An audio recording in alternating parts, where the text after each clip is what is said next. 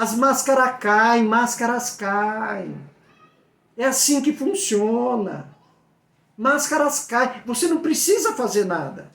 O que você precisa, o que eu preciso, é orar abençoando sempre. É isso que eu preciso. Tá certo? Vamos continuar? Apocalipse 10, 4 e 7. No momento em que os 7 trovões falaram, eu estava prestes a escrever. Mas ouvi uma voz do céu que disse: guarde em segredo as coisas que os 7 trovões disseram, e não as escreva. Então o anjo que vinha em pé sobre o mar e sobre a terra levantou a mão direita para o céu. Jurou em nome daquele que vive para todo sempre, que criou os céus, a terra, o mar e tudo que neles há. Não haverá mais demora, disse ele. Eu quero fazer uma pausa aqui, antes do 7. Vocês leram direito o capítulo, esse versículo 6 aí?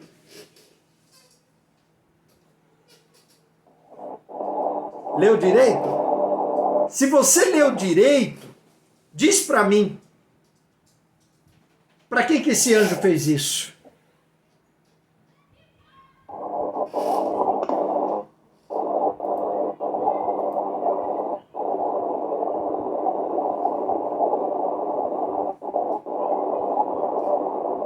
Acho que é o seu microfone, presbítero. Tô vendo um barulho aí. Ou a Silvia, que tá aberto o microfone da Silvia também. Como ela tá trabalhando, acho que ela nem me ouviu. Alguém pode me dizer? Aí no próprio versículo diz aí, ó, jurou em nome daquele que vive para todo o sempre, que criou os céus, a terra, o mar e tudo que neles há. Depois vocês respondam. Bom, vamos lá. Quando o 7º anjo tocar sua trombeta, o plano que Deus manteve em segredo se cumprirá conforme ele anunciou a seus servos, os profetas. Bom, além de corajosos na hora de testemunhar, nós precisamos também ser comedidos, ter calma, tranquilidade. A gente não precisa, nem pode sair dizendo tudo por aí. Por causa de 2 coisas, pelo menos. Porque há coisas que não nos são reveladas. Só no final a gente vai saber de todas as coisas, que é o versículo 5 a 7. Não porque elas sejam misteriosas, mas porque ainda não é a hora de que elas sejam reveladas.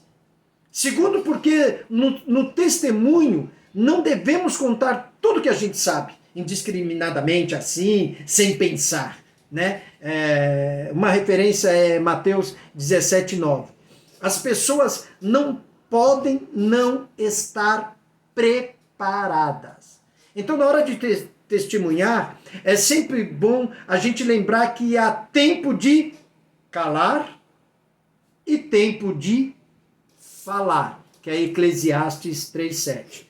João foi proibido de dizer uma coisa, o que os 7 trovões falaram, mas recebeu ordem para dizer outra, o que estava registrado no livro. Então a gente precisa se concentrar no livro sagrado e tomar cuidado para não fazermos de nossas experiências a mensagem do Evangelho. Gente, minhas experiências especiais não é o Evangelho. Não é. O Evangelho é o que está escrito de Gênesis a Apocalipse. Isso é Evangelho. Né? A mensagem do Evangelho é o que está contido no livro. Claro, os apóstolos não tinham, eles não tinham nada escrito, fora os 5 livros, os primeiros livros que nós conhecemos, mas os profetas e a história dos reis, salmos, aquelas coisas, né? Maravilhosas, né? Então, a mensagem que nós devemos levar, o Evangelho, não é mesmo, Deus me curou. E um bocado de gente aí está sendo curada e não vai ser salva. Né? Eu vi isso aos montes. Infelizmente, a pessoa é curada, recebe a bênção, depois não deu, acho que 3, 4 dias, ela disse assim, essa pessoa, aí não sei o que eu estou fazendo no meio desses crentes. Né? Ou seja, saiu o que ela queria, ela conseguiu a cura, tá? É o que ela conseguiu. Então é assim, a mensagem do evangelho é o que está na Bíblia, no livro. Então, isso nos leva a uma coisa, as testemunhas do Apocalipse precisam de edificação. Nós já vamos ler daqui a pouco, é Apocalipse 10, 8 a 11. Pode falar, presbítero.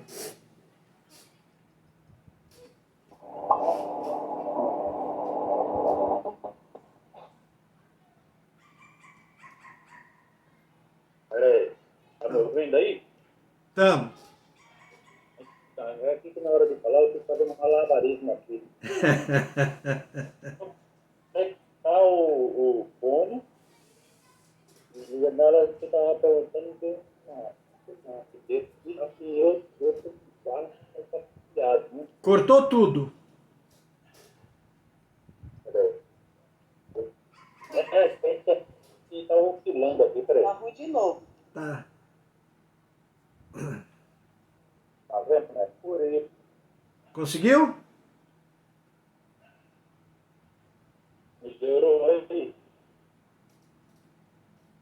Tá oscilando. Acho que a sua internet deve estar oscilando aí. Melhorou, não. Vai falando, vamos ver se a gente consegue ouvir. Peraí.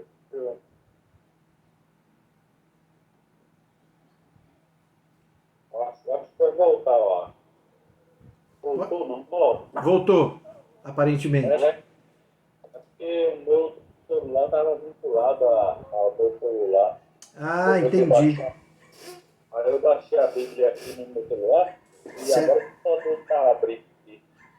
Não, as pessoas que acreditam assim, pastor, que, pode ver, a maioria das igrejas, vou dar no meu foi, primeira, hoje em dia a mundial está ou está em pé de empate ou está um pouquinho a mais ou um pouquinho menos que a universal. Pois é, a mundial, a universal, a igreja da graça, a plenitude, nós que só para que eu tenho conhecimento.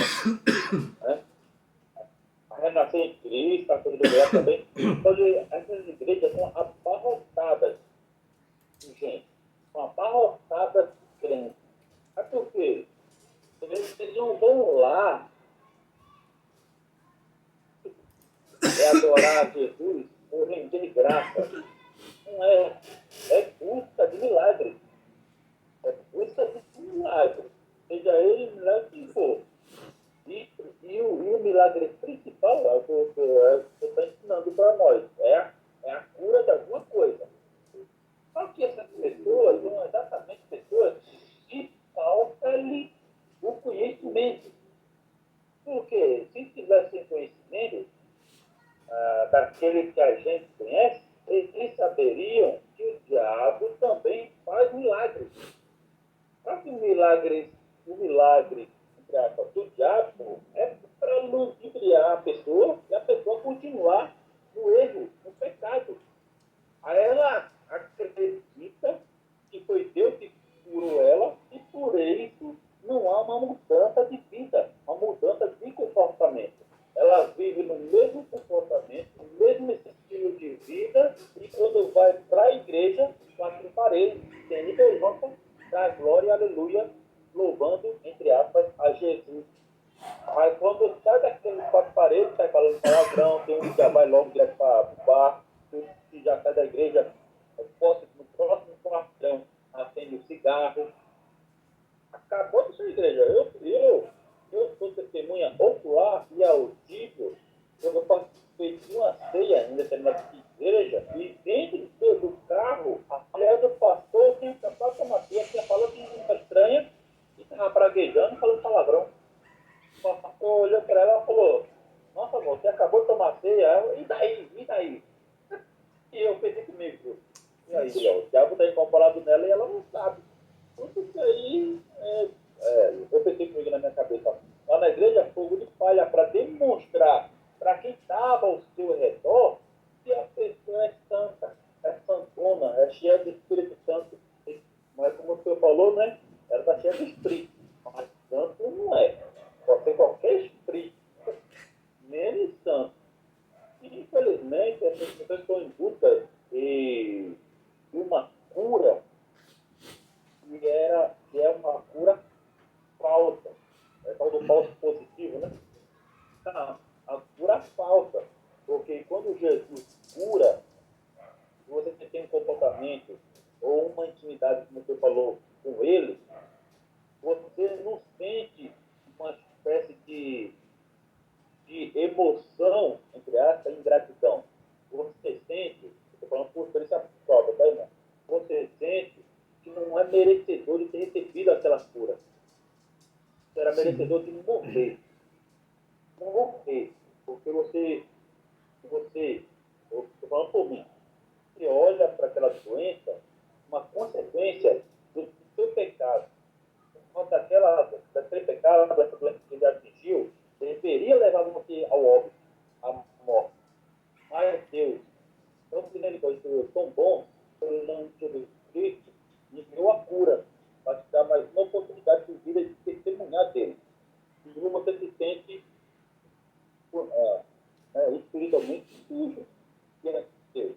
Aí vem o sentimento de o que eu posso fazer, como diz o salmista, que darei eu ao Senhor por todo o benefício que ele tem me feito. Aí, como o senhor falou logo no início, a gente tenta sempre dar e fazer o melhor, né? É isso aí. É isso aí. Uma das coisas que perturbou muito a mente de Paulo, possivelmente foi a morte de Estevão, né? Ele estava ali apoiando, né? Fora, claro, muitas outras coisas que ele fez. E a gente se sentir merecedor é bom, né? Porque a gente se coloca sempre à disposição de Deus, se coloca sob a mão de Deus, né? E a gente não pode sair disso, não pode. O apelo que eu sempre faço em qualquer igreja que eu apregoei foi: primeiro, arrependimento. Segundo, perdão. Isso é essencial, né? E graças a Deus que nesses lugares aí tem gente salva também, né? Que o que ele está falando é uma coisa, ele não está falando de salvação. Ele está falando de uma outra história, né? Mas vamos pedir a Deus que abra a mente desses chamados medalhões do Evangelho, que seja aberto a mente deles para que possam conduzir esse povo até o reino do Todo-Poderoso, né?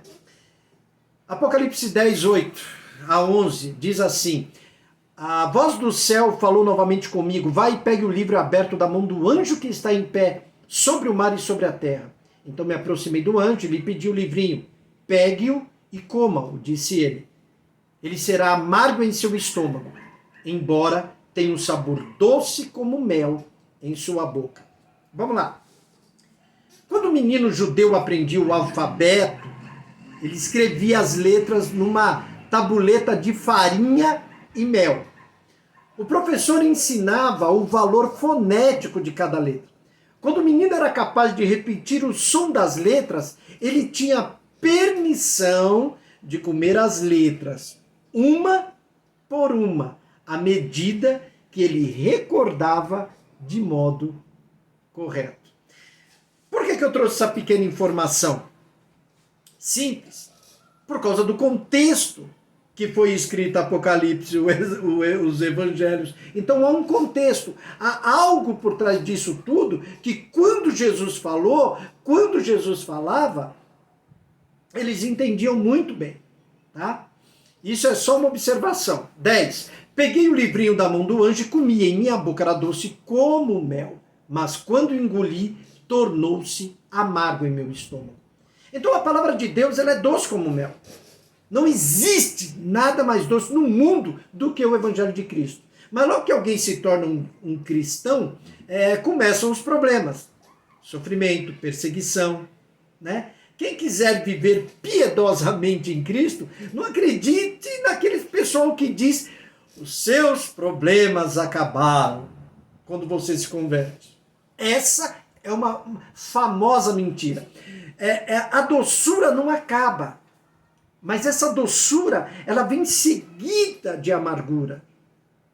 A conversão, ela desemboca em perseguição do mundo. Eu não gosto muito de falar que é só do mundo. É do mundo e do meio que a gente está.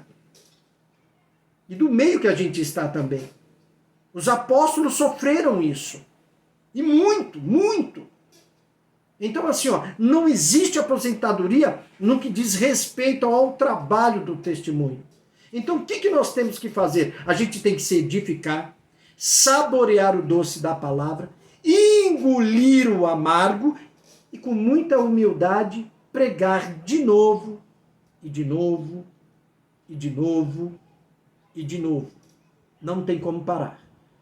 O que está em jogo aí, irmão, é uma salvação e isso é algo individual. É você e Cristo. Cristo e você. É isso. Tá? 11. Então me foi dito, é necessário que você profetize outra vez a respeito de muitos povos, nações, línguas e reis. Bom, esse versículo aí, ele determina o significado do pequeno livro. Ele aí é uma reafirmação do ministério de João. Os dias da 7ª trombeta estão para começar. Então, após digerir, após ele comer o conteúdo do livrinho, João precisará profetizar novamente. É impossível comer o livro, né, e continuar calado. Né? Não tem como. Né? É impossível a gente guardar essa boa nova só para nós. O verso 11, ele revela que o trabalho da igreja, que isso inclui judeus e gentios, continua. Este evangelho ele precisa ser pregado ao mundo inteiro com rapidez, porque o juízo está perto, ele não vai tardar. A tarefa é muito urgente. O juízo se aproxima. Olha o que foi falado, olha o que foi falado para João, importa que profetizes outra vez para povos, nações, línguas e reis. Tá? Isso daí fala da universalidade aplicável a todo e qualquer ser humano.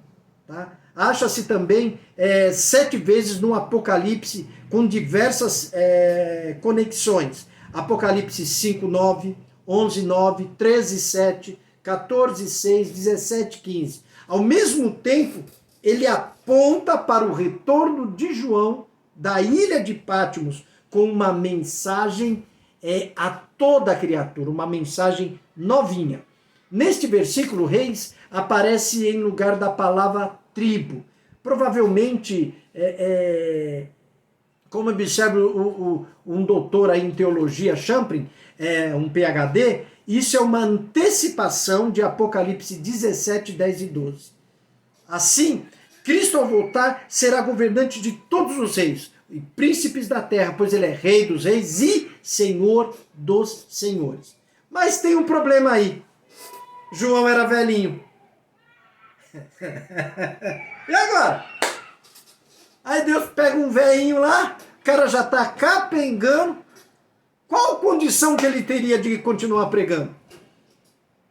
Como é que esse velhinho, ele ia transformar as nações, reis? Ele tem força para isso? Para profetizar diante de muitos povos, línguas? E agora? Pois é.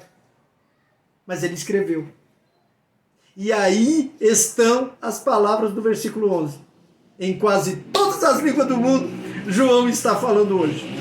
E tem falado diante de muitos povos, nações, línguas e reis.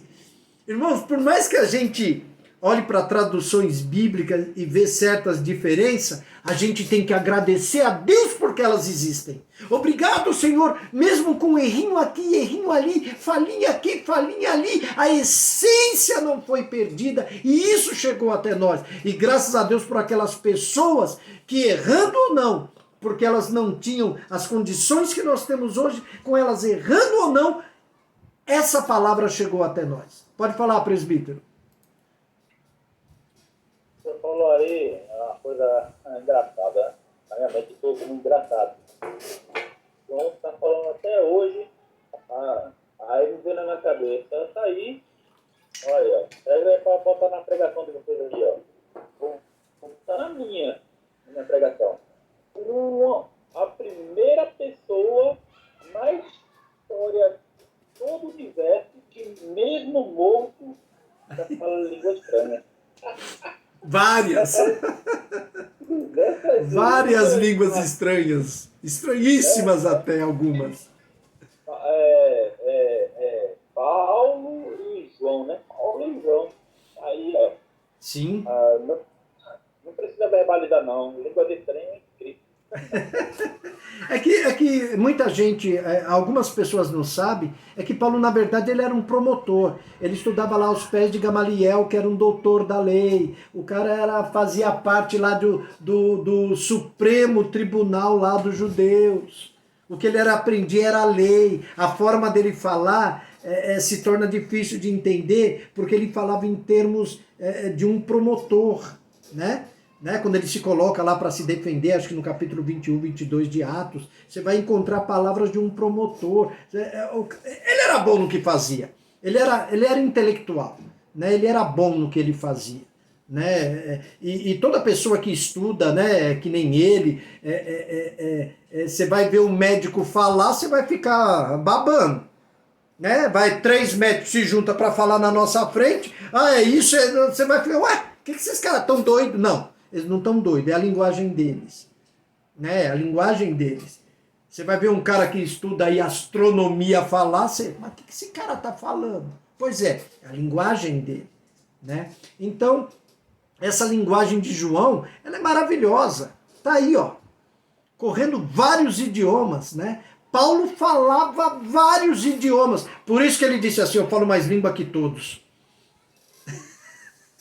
Eu falo mais língua que todos.